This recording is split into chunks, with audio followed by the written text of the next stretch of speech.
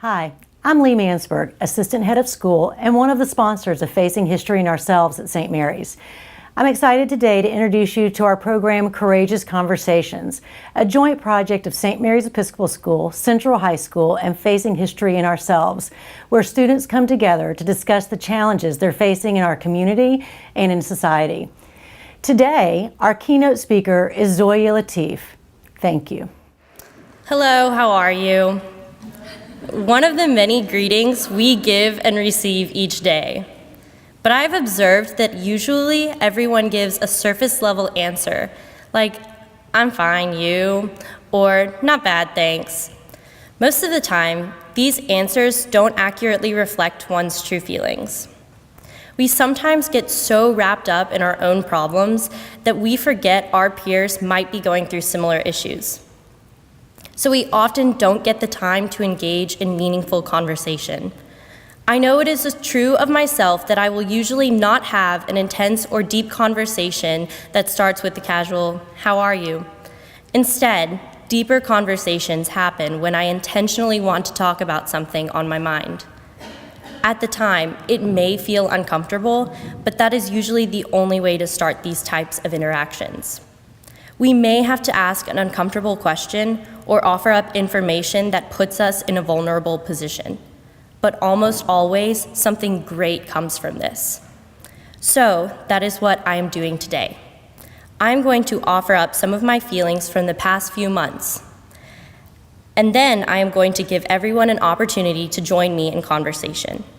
It may feel uncomfortable at first, but I am willing to feel awkward in order to share my perspective with you today. Islamophobia, or the fear of Muslims, has been very prevalent in the United States ever since the 90s, and has increased significantly since 9/11.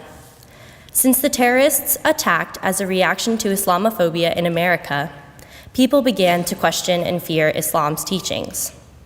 If these people claimed to be Muslim, what did that mean about Islam? Many people wondered this, but most did little research to actually get a factual answer. Even I started to question my own religion, wondering if there was a whole piece of the puzzle I had missed. But then I researched and talked to my mom, and it only strengthened my faith. The conclusion I have come to is this: these terrorists give us a picture of exactly what not to do as Muslims. I have learned that many people commit acts of terror in the name of religion, but it never reflects the entire religion accurately.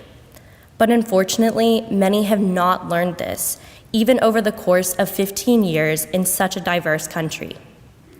Instead of educating themselves on what Islam really teaches, which happens to be peace and tolerance, many have assumed all followers of Islam are prone to the same terror that only a few have exhibited. Learning about my religion could be as simple as asking me or a fellow Muslim a question. If you were to ask me, is violence, and specifically the murder of others in the name of God, consistent with Islam's teachings? I would give you a straightforward answer: no. What these terrorists are doing is taking Quran verses completely out of context to justify their own agendas. In fact, the word Islam comes from the Arabic word for peace. And it says in the Quran that killing one man is just like killing all of humanity. It is that extreme of a sin. But in the real world, asking such a question is not that simple, because we as a society are so geared towards being politically correct and unoffensive. But here's the thing: how are we supposed to become educated about different religions and cultures that are our own if we don't ask questions that may seem uneducated?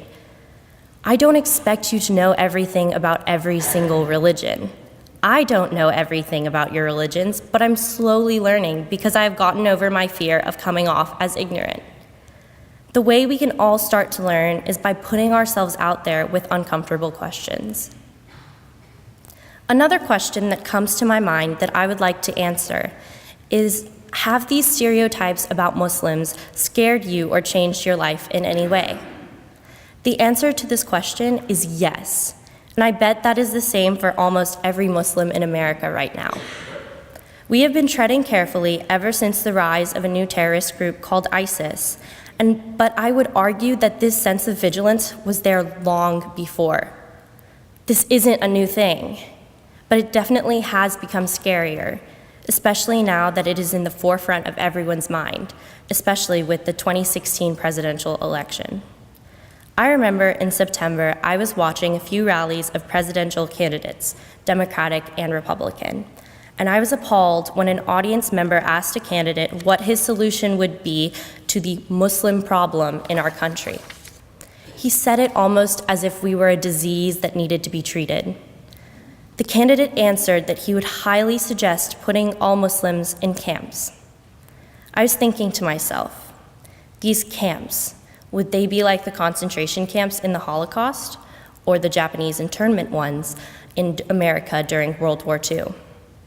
I was absolutely terrified. My mind started racing with thoughts like, but that's not constitutional, and are we going to have to move back to Pakistan? Fast forward that same day to a Facing History meeting. I expressed my fears with the group, and suddenly I burst into tears.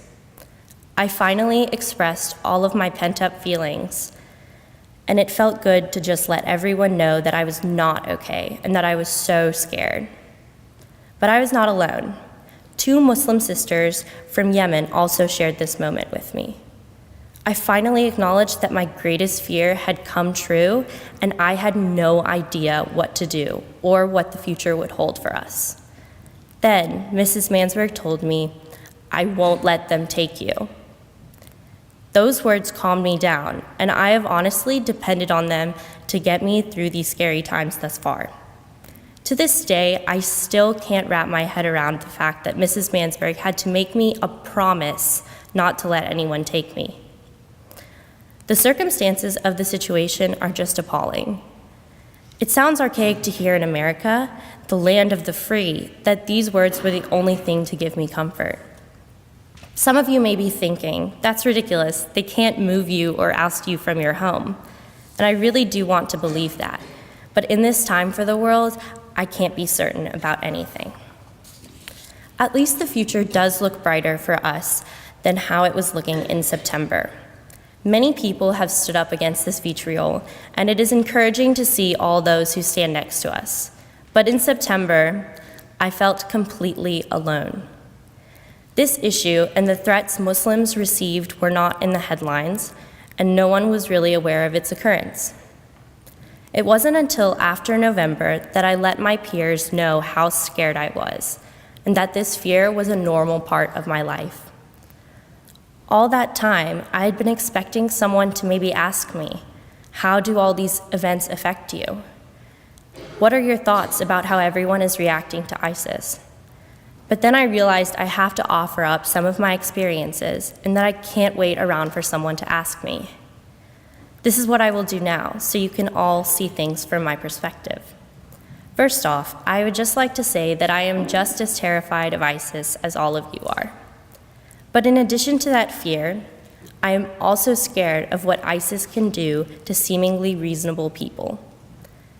It seems to me like more and more people are expressing prejudiced ideas, when before this prejudice probably lived in the back of their mind. Because of this, I always have to be aware of my surroundings and vigilant of what I do and say in public. I know many of us have to already feel this way because of our gender, which is not fair at all, so you might know how I feel in these situations. A different perspective on being out in the world you may not have thought about is that I am scared of leaving the safety of our St. Mary's bubble and my home in Memphis because of the way I look. Recently, there have been many hate crimes towards Muslims committed by Americans in a reaction to ISIS. Completely innocent people have been murdered, and property has been vandalized. In fact, not all the victims are Muslims. Lots of Sikhs have been targeted, even though Sikhism is an entirely different religion from Islam. It is just people targeting anyone who fits a certain profile. A lot of these incidents are not in the headlines, but I have heard about enough of these incidents to become scared to venture out into the world by myself. It is scary to know that people judge me and others simply by our appearance. One last experience I want to share is the trip I took to Pakistan over winter break. I was asked a few awkward questions like, "Aren't you scared to go?" and "Can we contact you or will you be off the grid?" These questions are great because they serve as a window for me to share this amazing experience with you. Being a descendant of Pakistani parents is a huge part of my identity, and my grandparents live in Pakistan, along with most of my extended family. I just want to address a few misconceptions about the country because a lot of people don't know how to ask me where my parents grew up without worrying about feeling offensive or being politically incorrect. First, it isn't a war zone. Lots of people hear of the violence happening in Pakistan, but it is simply violence that terrorist groups inflict on the locals. Attacks like the ones in Paris not too long ago used to be an occurrence that was not too foreign to Pakistanis. The American news didn't advertise every bombing because people became desensitized to the violence over there, and most people admitted that hearing about this violence had no effect on their personal lives whatsoever. But I will tell you, there is nothing scarier than hearing about bombing after bombing and worrying about my entire family over there. My family in Pakistan endured over 10 years of inconsistent safety, and I always worried about my grandparents. They do have guards for protection, and the whole country in general has very heavy security, but because of this, Pakistan is now supposedly 100% Taliban-free, and I cannot tell you how significant that is to my family. In fact, we were supposed to go last year, but we were forbidden because of the security risk due to a recent attack. But this year, we were finally able to go after 11 years. For many of you, your parents grew up in the United States, but I am among the first generation of American-born citizens in my family. For a long time, I was not familiar with where my parents grew up, and I didn't even know what my grandparents' house looked like. To go back and be in touch with my roots and the history of my family was probably one of the most impactful experiences of my life. I gained a different perspective on who my parents are, and I was able to experience a bit of what their childhood was like. Even I was culturally unaware of what Pakistan is like, because I was 6 years old during my last visit. It is not that much different from America. Yes, Pakistanis do speak the native languages of Urdu, Sindhi, or Punjabi, but they also learn English in school. There are churches and synagogues there, and I even drove by an Episcopal school, just like St. Mary's. Of course, the culture is different than our culture here, but it is just as equally interesting and diverse. Furthermore, Pakistan is not a place that is so behind technological advances or modern practices. Yes, there is Wi-Fi there, even in the smallest villages in the countryside. And on the topic of feminism, men and women are both seen as equals in the eyes of the government ever since the country's founding. In fact, they even had a female prime minister in the early 90s, Benazir Bhutto, who served for 2 terms. And here, America is still trying to get behind the notion of a female leading in the presidential race. But that's a whole other topic I won't venture into now. There are differences between the United States and Pakistan, but I consider both of them to be my home, so they are equal in my eyes. In closing, I would like to encourage everyone to be brave and ask the uncomfortable questions about things that pique your curiosity.